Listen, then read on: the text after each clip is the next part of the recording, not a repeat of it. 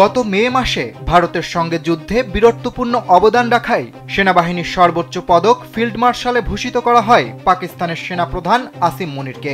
এর মাধ্যমে তিনি পাকিস্তানের দ্বিতীয় ব্যক্তি যিনি এই সামরিক সর্বোচ্চ পদে ভূষিত হন। এর আগে দেশটিতে প্রথমবারের মতো এই পদে ভূষিত হয়েছিলেন জেনারেল আইয়ুব খান।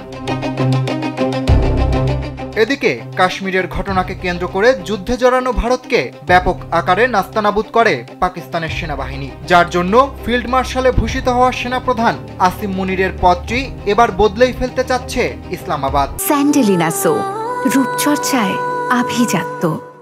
বর্তমান পদবি সেনাপ্রধানের পরিবর্তে নতুন নামকরণ করা হচ্ছে, পাশাপাশি তার ক্ষমতা আরও বাড়িয়ে দেওয়া হচ্ছে।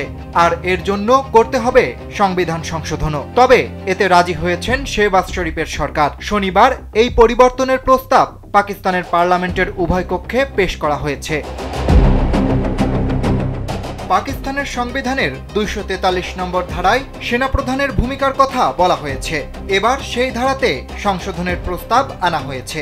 বলা হয়েছে ২৪৩ নম্বর ধারা অনুযায়ী নতুন একটি পদ তৈরি করা হবে। পদের নাম হবে চিফ অব ডিফেন্স ফোর্সেস বা প্রতিরক্ষা বাহিনীর প্রধান। বর্তমানে যিনি চিফ অব আর্মি স্টাফ বা সেনাবাহিনীর প্রধান হিসেবে দায়িত্ব পালন করছেন, তিনি সংবিধান স্বীকৃত নতুন এই পদের দায়িত্ব সামলাবেন। আর তাই আসিম মুনিরই এই পদে আসীন হতে যাচ্ছেন।